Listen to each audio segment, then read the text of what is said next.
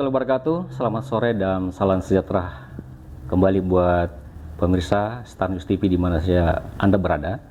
Pada sore hari ini kami berbahagia sekali karena berkenan menghadirkan salah satu tokoh etnis Tionghoa yang sebenarnya lebih Makassar daripada Makassar, dan dia juga merupakan salah satu pengusaha perhotelan di Makassar dan juga di beberapa daerah, termasuk juga adalah tokoh budaya dan tokoh seni yang sudah mencetak satu film yang bergenre budaya Tionghoa dan Indonesia yang sudah rilis beberapa tahun yang lalu.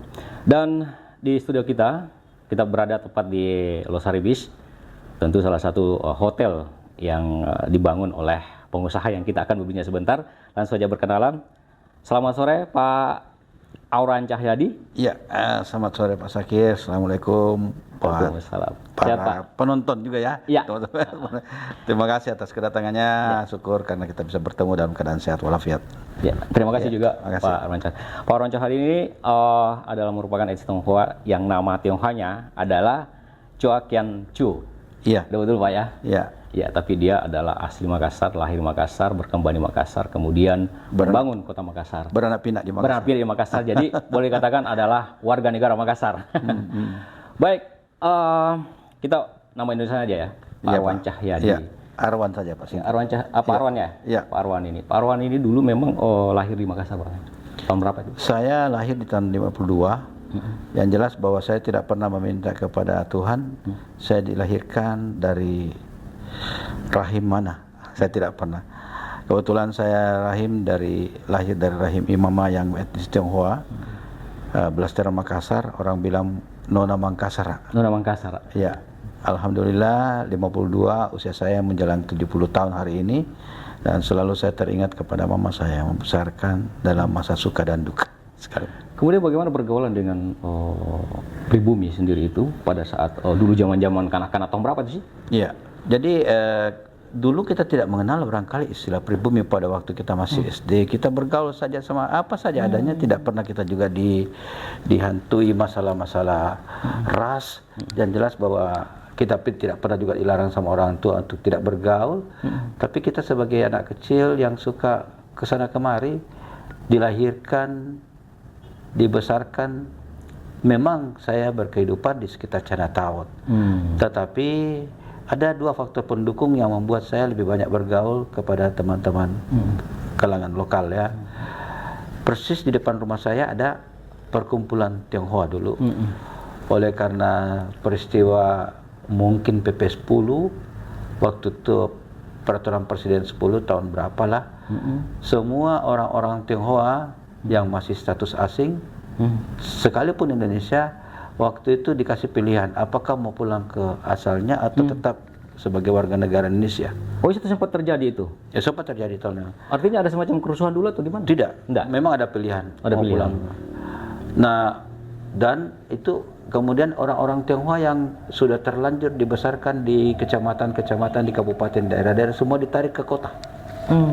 Itu, dan pada akhirnya ya katakanlah orang-orang Tionghoa di daerah-daerah semakin tidak ada. Semua menyatu terpusat kota besar. Alasannya apa itu dulu pemerintah seperti itu? Saya kalau mau menjelaskan barangkali sedikit tidak etis barangkali kita bicara di sini, karena itu juga menyangkut kepekaan rasialis waktu itu ya. Artinya ada sejarah seperti itu. Ada sejarah seperti itu yang mengakibatkan ya kita sekarang tidak saling mengenal. Katakanlah misalnya ada namanya Ricky di sana, di salah satu kabupaten, di kecamatan lah misalnya, dia dibesarkan di sana. Oleh karena ikut sama orang tuanya harus kembali ke kota, sehingga yang namanya Ricky itu tidak dikenal di kalangan Samsu, Dinka, Saparu, Dinka, semua tidak. Nah, ironisnya pada waktu si Ricky ini masuk menjelang dewasa sekolah tentu, si Samsul juga ini atau Saparu Ding ini juga kembali ke sini, ke kampus. SD, SMP di tempat berbeda, masuk SMA juga tempat berbeda. Satu ketika masuk di kampus, dia tidak kenal, saling kenal. Padahal kalau mereka mau berbaur pada waktu kecil itu, saya yakin tidak ada pertentangan. Nah, sampai di kota, ternyata orang-orang Tionghoa ini kaya-kaya semua, misalnya seperti itu ya.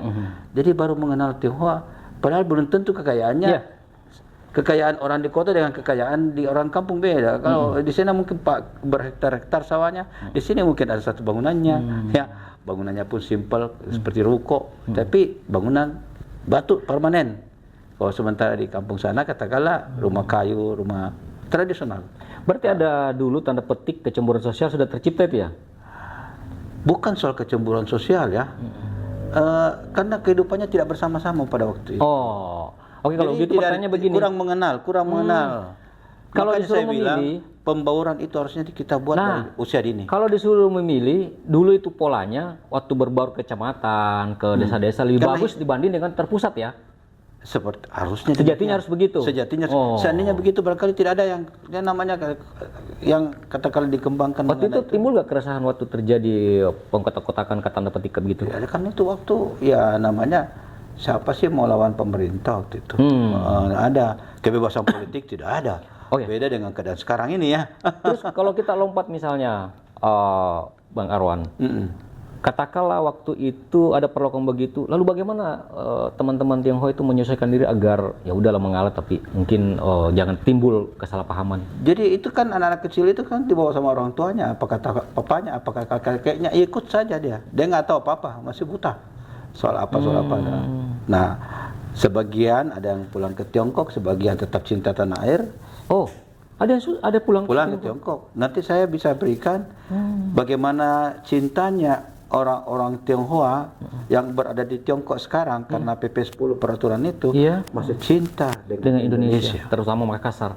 Ya, saya pernah menghadapi dengan satu komunitas, kita makan bersama, mereka lancar berbahasa Makassar, bahkan dia mengidangkan. Padahal di Tionghoa nih. Tiongkok, bahkan menghidangkan Palu Mara sama saya. Masya Allah. Jadi saya juga bingung, begitu cintanya dia dengan ini budaya sudah mendarah daging dong ya? Iya. Artinya karena faktor politik dan lainnya kita dipisahkan dong. Nah, kita lompat lagi nih, Bang Arwan. Nah, di tahun berapa itu sehingga kesenjangan itu mulai cair? Dan teman-teman etnis Tionghoa juga udah merasa udah ada pemerataan ini. Sebetulnya, ya maaf kalau saya katakan, kadang-kadang masih ada yang seperti Sampai itu. sekarang? Sampai sekarang. Perasaan atau memang kenyataan? Kenyataan seperti itu. Ya. Tetapi saya berpikir, kenapa sih kita tidak mau menyatukan diri kita? Bukankah kalau kita bersatu kita makin kompak? Indonesia, kalau kita mempetak-petakan diri kita, berkelompok masing-masing, takkan maju, Pak. Tapi kalau kita bersatu, menyatu, saya yakin terbangun. Kadang-kadang kita diajarkan, kalau kita ingin mempekerjakan karyawan, tanamkanlah sense of belonging. Iya, tanamkan rasa memiliki. Kalau kamu rasa memiliki, kamu cinta dengan kamu punya pekerjaan. Itu pernah nggak disampaikan ke pemerintah atau penentu kebijakan bahwa kami tuh etnis Cina seperti ini mau satu kesatuan yang tidak ada pembeda-bedaan pada sisi budaya, etika dan seterusnya? Sebetulnya tanda kutip itu semua adalah politik. Oh, politik. Jadi bukan murni memecah belah. Saya kira juga pada zamannya Pak Harto ada itu. Dan terus istilah nama pribumi ada pribumi, langsung ada kata Pak ini sana ini sini. Tapi kan Bang Arwan, kenyataannya adalah ini kita berbicara andai-andai ya. Etnis Tionghoa itu merasa termarginal, katakan demikian ya. Mendapat tidak bebas, apalagi ada PP 10 itu kemarin itu ya. Tetapi secara ekonomi, ya kan, dia mampu melejit. Nah, apa kira-kira rahasia dan fungsi anunya itu rahasianya? Satu keluarga, kalau dibatasi ruang geraknya dalam mencari kehidupannya, mengais kehidupannya, mau tak mau dia harus di tempat yang inilah barangkali yang tidak dilarang. Boleh.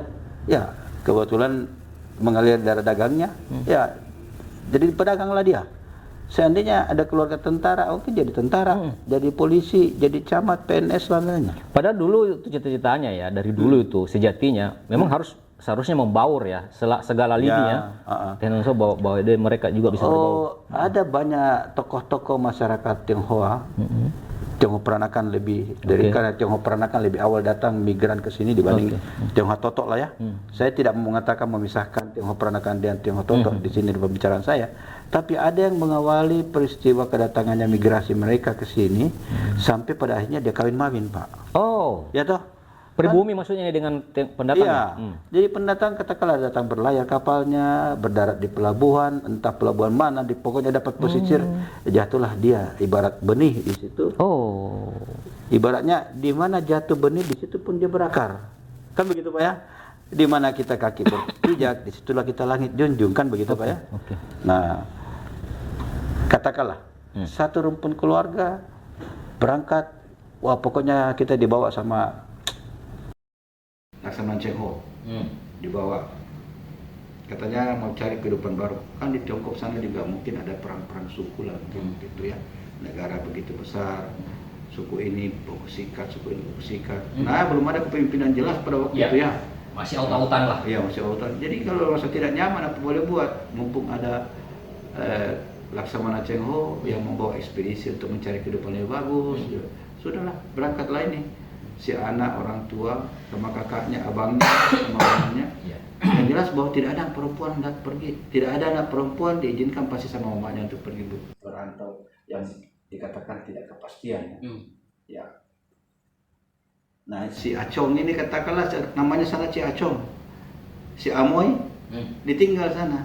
Jadi Amoy sana mau tinggal. Si Acong datanglah semua ke sini. Katakanlah padanya tiba di Indonesia, tibalah di Makassar. Oh, ini anak kan apa namanya kalau menjelang ikal balik, apa namanya mulai Akhir balik. Puber. Mulai puber, kan namanya juga ingin berkeluarga, mau bercinta juga dengan sesama lawan jenisnya, apa namanya, hanya kebutuhan biologisnya hanya bisa terpenuhi kalau dia kawin dengan orang lokal. Jadilah dia kawin dengan orang setempat, jadilah orang peranakan seperti kami lah ini. Nah, sementara yang datang belakangan oh sudah ramai, sudah banyak. Amoy datang, si Acong juga datang, banyak. Jadi sudah itu Semakin pede lah dia datang. Ya. Karena ini sudah bergaul. Kan biasanya sudah ada di sini itu kumpulannya bahwa ternyata di sini kita dapat kehidupan baru lah, bagus di sini daripada di situ. Datanglah beruntun. Beruntun lah. Sama juga kalau orang Bugis mau merantau lah. Betul. Orang ke Papua, ke Jayapura lah misalnya. Sudahlah orang mulai sih berkembang Kemudian membangun usaha.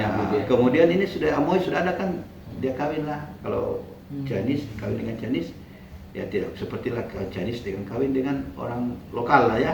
Saya tidak mau mengatakan pribumi, Chinese kawin dengan orang lokal, jadilah orang peranakan. Kalau Chinese kawin dengan Chinese, jadilah tetap totok. Aslinya darahnya tetap darah. Di Makassar juga terjadi itu ya, perkawinan antara Chinese dengan pribumi. Banyak ya. Kalau itu kan kita tuh kedatangan migran-migran di awal-awal kira-kira 300-400 tahun lalu. Jadi sehingga kawin-mawinnya itu sudah mengenal budaya lokal lebih kental. Contoh Bapak cerita tentang film Atiraja. Iya, itu kan misalkan orang peranakan yang mencintai lagu, mengarang betul mengalir dalam seni, mengarang lagu-lagu daerah seperti Angin Mamiri, Sailong dan lainnya. Bukan Angin Mamiri, maaf, Atiraja, Sailong dan lainnya itu adalah kumpulan lagu-lagunya yang dia mainkan. Dan itu ya saya. Dan sebetulnya embrionya itu apa namanya lagu itu dari Cina. Ya. Kalau kita datang ke makamnya ditulis tokoh Tionghoa pengarang lagu-lagu daerah Makassar. Kalau kita lihat makamnya ada. Ya, oke. Ya, Pak Roin menarik sekali ya, karena mungkin banyak juga khususnya warga Makassar dan Sulawesi Selatan yang mengetahui bahwa ternyata Tionghoa itu sebenarnya berbaur ya, baru berbauran. Nah, kebelakangan ini dari pengusaha perhotelan Pak ya, kemudian menjadi politisi, tapi kita masuk perhotelan dulu. Nah dulu itu memang ada kemudahan-kemudahan tersendiri ya untuk di Cina kok bisa langsung berkembang menjadi pengusaha, atau memang karena etos perjuangannya sebagai pengusaha atau gimana? Yang jelas bahwa setiap orang jika ada kerajinan tentu juga pasti akan diridho ya. Saya yakin kalau orang malas tidak mungkin juga dibukakan jalan berangkat. Rajin, kamu penuh semangat, pasti juga dibukakan jalan. Saya sekolah di SR, namanya SR Onara. Di mana di Makassar? Ya, Jalan Timur. Jalan Timur. Kemudian saya sekolah di SMP Frater di Jalan Tamrin. Kemudian sekolah di SMA Katolik Cendrawasih, Jalan Cendrawasih. Pilih masuk ke perguruan tinggi di UNAS, ambil jurusan arsitektur. Nah, pada akhirnya tidak melanjutkan ke pendidikan S2, tetapi saya memilih untuk berusaha saja. Ya, dulu kan ada kesenjangan seperti itu, terus kita masuk ke dunia bisnis. Dan Bang Arwan kemarin tadi mengatakan bahwa dunia bisnis itu juga di dunia perhotelan ya. Perhotelan yang bukan saja di Makassar tapi hampir di Indonesia juga ada semua dan terkenal dengan Losari Beach. Itu bisa diceritakan awalnya itu? Mungkin saya sedikit flashback mengawali apa yang saya cerita mengenai pendidikan saya ya. Iya. Jadi mulai saya disekolahkan di SD namanya SD Menara di Jalan Timur di kawasan Chinatown sekarang masih ada di situ. Kemudian ke SMP Frater di Jalan Tamrin tak jauh dari sini. Kemudian ke SMA Cendrawasih di Jalan Cendrawasih. Pada waktu itu memang orang tua saya, karena orang tua saya mendapatkan pendidikan Belanda, dia sekolah di sekolah Belanda. Gitu. Kemudian saya dengan saudara-saudara lainnya disekolahkan sekolah nasional, jadi bukan di sekolah Tionghoa. Banyak pendatang-pendatang yang lebih belakangan datang dari generasi leluhur saya, itu padanya memilih sekolah Tionghoa. Kita pernah kan tahun-tahun berapa sekolah Tionghoa banyak di sini. Nah, jadi saya memang dibesarkan di lingkungan sekolah nasional. Kebetulan juga saya tidak terlalu alergi dengan ketemu dengan orang-orang yang lokal lah ya, karena memang saya waktu kecil bermain dengan, kebetulan tetanggaan saya itu dijadikan tempat asrama tentara. Jadi anak saya bergaul dengan anak tentara biasa saja. Jadi saya tidak asing pada waktu saya masuk di perguruan tinggi, saya tidak merasa asing karena SMA, SMP saya kita sudah bergaul dengan teman-teman lokal lah ya. Masuk ke perguruan tinggi, selesai perguruan tinggi pasti namanya kita juga ingin berkeluarga, punya kehidupan yang wajar seperti orang tua kita, mendapat nafkah yang pantas wajar untuk bisa membesarkan istri dan anak kemudian hari. Nah, saya pada akhirnya sesuai profesi saya mulai kerja kontraktor ke skala kecil lah. Tahun berapa itu? Itu tahun-tahun 80-an lah. Kemudian jatuh bangun juga. Pada akhirnya membuka celah untuk berbisnis di mesin-mesin perkantoran, menjual mesin-mesin perkantoran. Sempat dagang hasil bumi sedikit untuk berapa bulan. Kemudian ini namanya mencari jati diri ya. Format dan jati diri. Mencari jati diri. Ibaratnya, waduh, sepertinya air ini tidak mengalir lancar. Ayo coba format.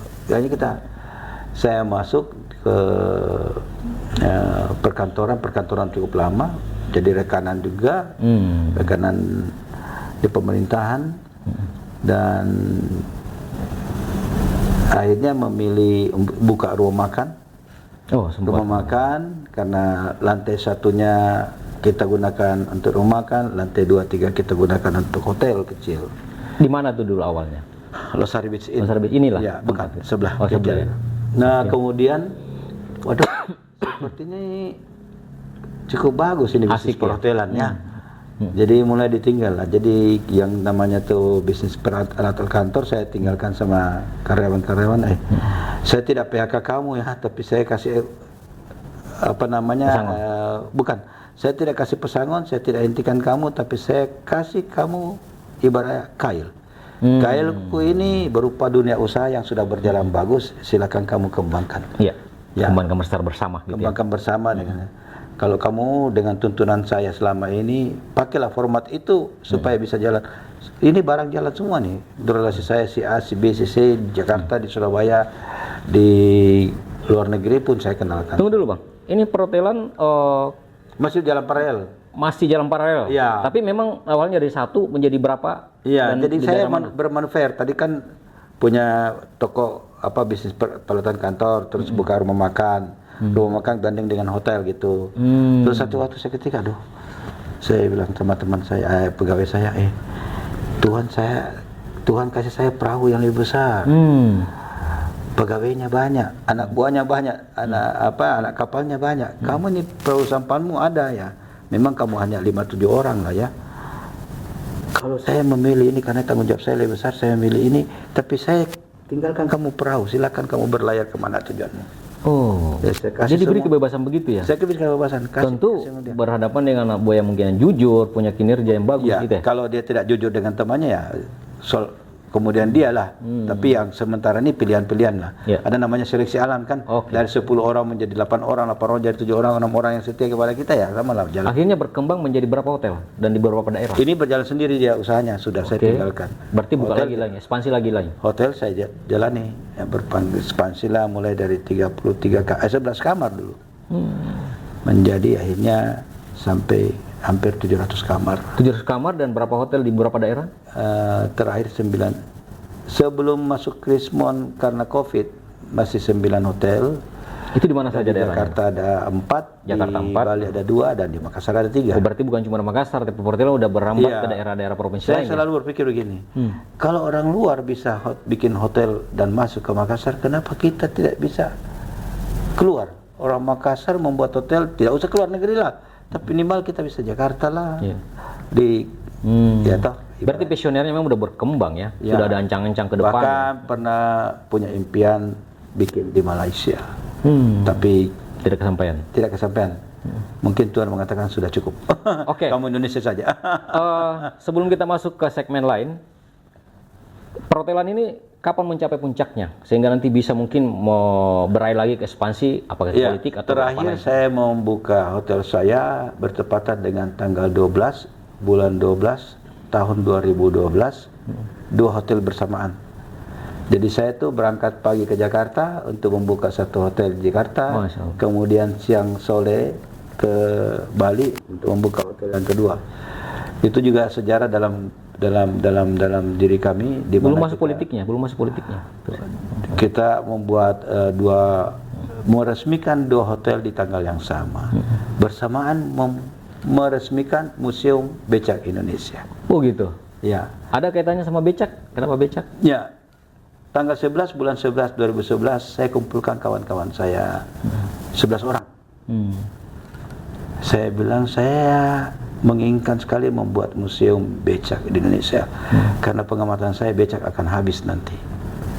Padahal kita tahu bahwa becak itu moda transportasi yang sangat merakyat. Itu inspirasi dari Makassar ya? Inspirasi dari Makassar, tapi saya juga inspirasi dari keluar. Oh, Dari luar, saya lihat ini becak sudah tidak ada lagi. Habislah nanti semua. Ya, kita tahu sekarang becak motor, tidak ada lagi becak di kayu. Iya. Toh? berarti hilang sudah. Ya, minatnya. sudah. Saya sudah waktu itu saya sempat mengumpulkan kurang lebih 20 meja becak, mulai dari becak Medan, Jakarta, pokoknya becak Jawa saya keliling lah. Koleksi lah. Koleksi. Sampai becak Ambon, becak Makassar. Sampai 20 meja becak saya. Apa yang membuat kesan sehingga becak itu menjadi inspirasi untuk dikoleksi? Becak tak akan ada lagi nantinya. Oh, Pasti itu satu. Berarti Kalau saya menjadi tidak kenangan. menyimpan dari sekarang becak Indonesia, tidak ada kenangan lagi. ya tidak kenangan lagi. Ternyata saya setelah searching di Google, ternyata ada banyak becak-becak Indonesia dengan berbagai versi. Oh, Berbagai versi. Ada miringnya ke posisi begini, dari konstruksinya ada langkah etapnya begini, ada kursinya begini. Jadi itulah saya kumpulin semua. Dan semua saya satukan. Saya kumpulin waktu itu teman-teman. Ayo kita mau bikin museum becak Indonesia. Kalian adalah orang-orang pilihan saya. Kalau kita setuju, mari kita mencadangkan mulai ini untuk kita berpikir bahwa tanggal 12 bulan 12 2012 kita resmikan ini, entah di kota mana, belum kepikiran atau kemana, cuma niat itu kan sudah ada. Ya, ternyata Tuhan mengizinkan saya membuka investasi di Bali, di Jakarta, bersamaan tanggal 12 bulan 12 itu saya resmikan Museum Becak museum Indonesia. becak itu. Justru malah di Jakarta, Di Bali. di Bali, Bali. bukan di Makassar. Bali tak pernah disentuh becak. Satu-satunya kota menurut saya tidak pernah disentuh becak. Dihargai itu becak. Ya? Di Jawa penuh dengan becak. Di Kalimantan juga tetap ada becak. Di pulau ada becak. Tapi di Bali tidak pernah ada becak. Iya, pemirsa. Dan kemudian satu lagi Pak, karena saya tahu kalau becak itu pasti wisatawan suka datang. Kalian ya. Pasti Ya. begitu ya. Iya. Oke. Pemirsa, Pak Arwan ini juga setelah dia orang bisnismen, ternyata dia masuk ke politik. Cuma sebelum kita masuk politik, kita mau dengar cerita tentang dia adalah juga seniman sebenarnya dan melahirkan sebuah film yang namanya Tiraja, dan semua produksinya di Makassar dan juga menggunakan arti asli Makassar. Bisa diceritakan sedikit singkat? Iya. Tiraja ini sebetulnya saya terbawa oleh teman saya seniman almarhum Saiful Bahrun. Beliau adalah teman ngobrol saya kalau berbicara tentang seni. Satu waktu terpikir oleh dia untuk membuat satu acara mengenang 60 tahun Ho Eng Ji. Ho Eng Ji ini waktu itu kita gelar di salah satu mall, kita gelar acara untuk kita membangkitkan nasionalisme kita. Sebenarnya tujuan saya itu ingin membangkitkan nasionalisme kita, yang katakanlah yang non pri, yang pri, ayo kita bergabung, ayo dong kita sama-sama. Nasionalisme ini perpaduan antara pribumi dan non pribumi. Saya gelar juga pada waktu itu kurang lebih 300 orang datang, semua sangat terharu karena kita sama-sama kibarkan bendera merah putih di penghujung acara. Ya, lalu selang berapa tahun kemudian terpikir kenapa ini cerita kalau kita mengangkat atau biografinya Ho Eng Ji menarik sekali, karena dia darahnya Chinese, cinta Makassar, karang lagu-lagu daerah Makassar, bukan dalam tatanan belum tidak populer ya, tidak populer sekali nih. Sampai kita tahu Atiraja sampai sekarang masih kita kenal baik dengan lagunya ya. Sailong apalagi dan masih banyak beberapa Maricon. Memang ada sih ada kalanya yang pop top, ada yang kurang top. Ada banyak lagu. Dan itu menggunakan artis lokal ya? Ya, asli Makassar yang perpaduan etnis Cina juga ya? Ya, kemudian saya dengar dia sempat menjadi film masuk nominasi itu. Menarik sekali nasional. Karena memang waktu itu kan Covid 2 tahun ya. Jadi tidak ada seleksi film terbaiknya lembaga sensor film. Tetapi saya termonitor bahwa Atiraja akan dimasukkan di dalam penilaian. Jadi 200 dari 200-an film mengerucut ke 80 bla bla bla nya, dipilihlah 5 film terbaik usia 13 tahun, 5 film terbaik usia 17 tahun, 5 film terbaik untuk kategori anak-anak lah begitu semua ini. Wih, tapi saya rasa luar biasa juga ini. Dari 80 menurut sampai tinggal 5. Dan film Atiraja ada di situ. Ada di situ. Saya pikir boleh juga di film kita. Ya, tapi tak sangka waktu itu betul juga tiba waktunya kita terundang bahwa hari H akan ditentukan siapa pemenang dari 5 terbaik. Ini klasifikasi 13 tahun ke atas, lembaga sensor film mengundang saya. Saya ke sana dan saya terharu karena untuk pertama kali saya lihat kita berada di studio Indosiar yang serba megah, lampu, lightingnya dan semua interior dengan apa saya tidak pernah dapat syuting dalam acara yang meriah seperti itu. Tiba waktunya dipanggil karena kita mendapatkan nominasi film terbaik untuk 13 tahun ke atas. Saya naik ke atas terus saya terkejut karena ditanya, apa pesan Anda?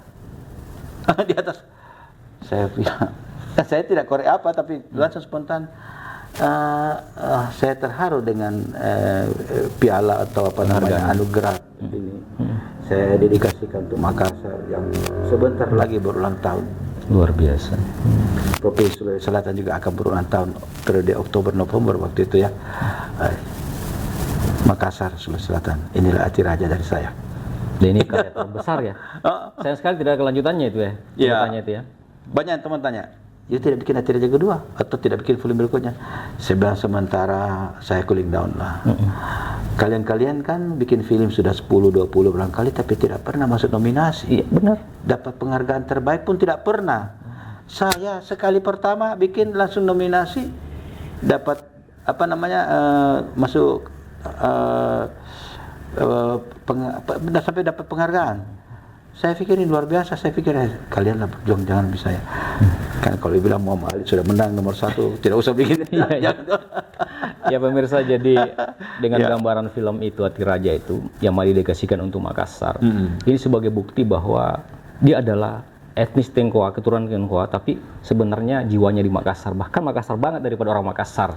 Satu menarik, Pak. Sebentar.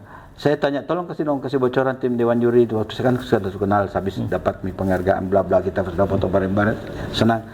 Pak, tolong kasih sedikit bocoran apa yang membuat film ini jadi terbaik untuk versi Bapak. Yang pertama, tidak ada yang berani bikin film tahun kisah-kisah tahun 40-an, 50-an.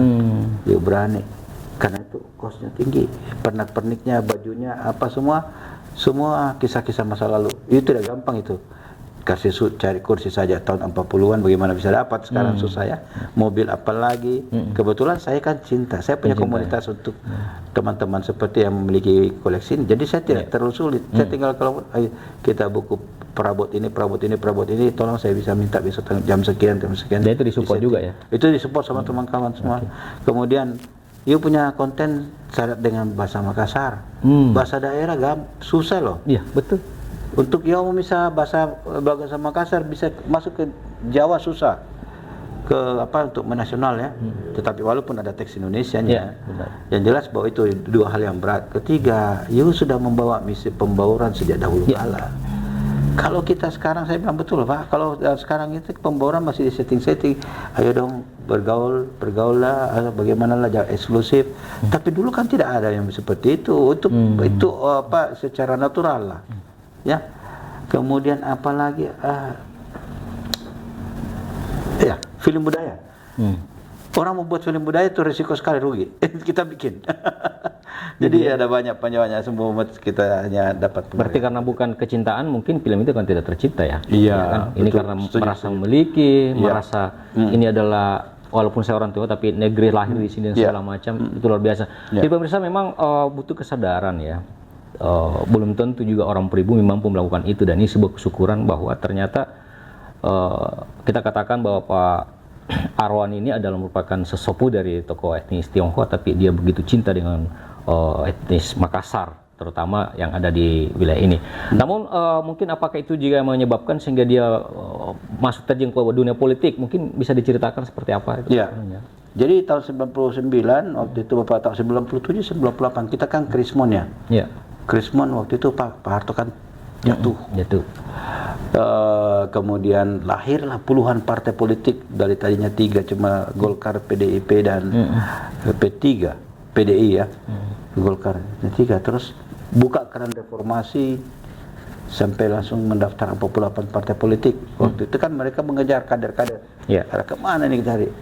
Hanya ada yang berlabuh ke saya. 2 partai politik mau lihat saya sebagai potensi untuk bisa. Itu yang sorong orang pribumi atau sama-sama etnis Tionghoa? Pribumi lah. Pribumi. Ya, mana ada orang etnis Tionghoa yang berani politik ya? Bermain politik, mimpin organisasi saja sudah takutnya kayak apa? Iya, benar-benar. Jangan muncul di permukaan saja sudah takutnya kayak apa. Tapi saya berpikir reformasi. Ayo, saya masuk. Memberanikan diri. Memberanikan diri. Saya pikir dalam usia produktif saya, kenapa saya mesti sia-siakan? Tak ada usaha yang jalan dengan benar pada waktu itu, 97, 98, 99 sampai 2000 nggak ada. Saya buang waktu saya mencurahkan perhatian saya untuk Indonesia. Sekecil apapun juga namanya untuk Indonesia. Dan kemudian waktu itu kita singkat cerita terpilih ya? Terpilih 2 periode. Terpilih kali periode pertama, hampir tidak terpilih. Bukan kali lebih bagus hampir tidak terpilih daripada hampir dipilih. Iya. Hampir tidak dipilih. Saya juga terkejut, kenapa teman-teman saya begitu banyak, tapi hampir tidak terpilih ya. Saya renungkan, politik lagi. Baru politik lagi. Waktu itu kan masih curi-curi suara mungkin ada, atau apalah sana sini. Namanya saksi-saksi dalam pada pemilihan umum juga kita tidak begitu fokus. Ya alamiah saja, jadi kita jadi. Jadi kita adalah 5 orang teman terakhir yang ditunggu. Kita kloter terakhir masuk penggabungan dalam itu. Ada banyak kisah menarik di situ.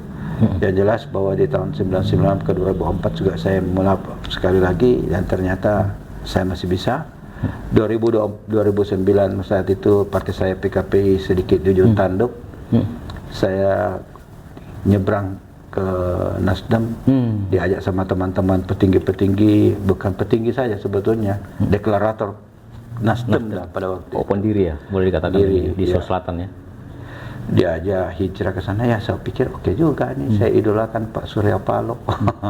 Sudah saya masuk ke sana dan akhirnya terpilih lagi. Belum terpilih. Saya mendapatkan suara kedua terbanyak. Suara pertama duduklah.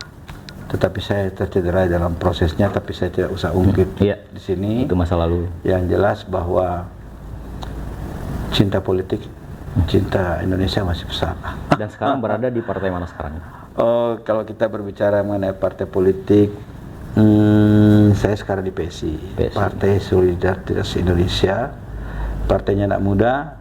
Saya diajak juga untuk bergabung walaupun saya sudah usia senja, tetapi saya berpikir kalau saya bisa berbagi kepada anak muda, apa salahnya. Dan targetnya maju lagi sebagai Saya mencoba lagi duduk. mungkin akan mencoba ke provinsi. Oke. Tetapi saya sempat mencatat beberapa prestasi-prestasi sosial yang saya baik di bidang olahraga dan bidang kesenian. Di bidang olahraga pernah saya menghadirkan 9 negara di dalam membuat acara Festival Internasional Perahu Naga Oh. di Pantai Losari. Oh ya. 9 negara, Pak. Waktu dulu di DPR itu. Tidak, saya sudah di DPR, tidak Oh. DPR. Saya menghadirkan negara paling jauh yaitu dari Uni Emirat Arab. Kalau kita lihat Arab, badannya kekar-kekar, tapi ya tetap kita punya kata laut di sini masih kuat. Ternyata dia nggak bisa kalahkan.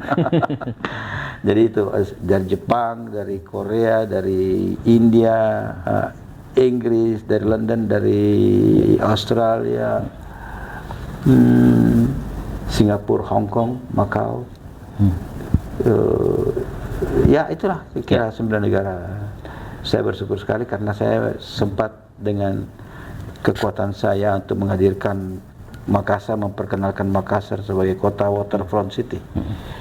Saya ingin supaya mereka tahu tuh Indonesia di mana dan Makassar di mananya Indonesia. Oke. 9 negara, Pak, tidak gampang, Pak. Orang sampai terkagum-kagum ke 9 negara kok bisa bawa. Luar biasa, ini karya terbesar ya. Ya. Iya. Sama dengan 9 kesebelasan sepak bola saya bawa. Luar biasa. Nah, Oke pemirsa, sebenarnya kita masih dan itu saya lakukan 5 tahun berturut-turut, Pak. iya benar. Setelah 5 tahun saya close tutup. Gantung sepatu nggak mau lagi. Banyak sekali inspirasi ataupun motivasi yang bisa kita bisa ambil faedahnya dari sosok tokoh Tionghoa yang bernama Tionghoa adalah Chok Kian Chu atau Arwan Cahyadi, pemirsa. Namun karena terbatas waktu kita, nanti mungkin lain kali kita lagi berbincang dengan dia. Asik sekali dan banyak sekali surprise yang diberikan kepada kita terkait masalah Makassar dan bagaimana dia berkontribusi di bidang politik, bidang bisnis dan juga bidang seni sampai kepada masuk menjadi anggota DPRD. Ini langkah terjadi bagi seorang sosok Tionghoa, tapi Dan ternyata dibuktikan. saya selain daripada di Dewan Perwakilan Rakyat Daerah pada waktu itu, sempat saya menjadi salah satu anggota daripada Dewan Pendidikan Kota Makassar, dan terakhir saya mendapat tugas sebagai Dewan Pendidikan, Dewan Kebudayaan Kota Makassar. Sempat dia menduduki itu. Dan juga sebagai salah satu dari tim ahli cagar budaya di Makassar. Luar biasa. Pemirsa, itulah Chok Kian Chu atau Bapak Arwan Cahyadi yang sore hari ini banyak memberikan kita pemahaman tentang bagaimana etnis Tionghoa dulu, terus masuk di era Orde Baru, kemudian reformasi dan hingga saat ini masih aktif dalam berbagai bidang yang tidak kita sebutkan. Mudah-mudahan panjang umur, sehat selalu, dan terima kasih sekali lagi Terima kasih. Pak Arwan atas kesempatannya. Mudah-mudahan Luar biasa ini. selalu. Amin. Iya. Sedikit bernostalgia. Ya. Terima kasih. Assalamualaikum warahmatullahi wabarakatuh. Waalaikumsalam. Oke, saya M. Sakir dari Star News TV mengucapkan terima kasih banyak. Mudah-mudahan perbincangan kita bermanfaat dan kami berdua mohon maaf jika ada salah-salah kata. Wabillahi taufiq wal hidayah. Assalamualaikum warahmatullahi wabarakatuh. Sampai ketemu lagi.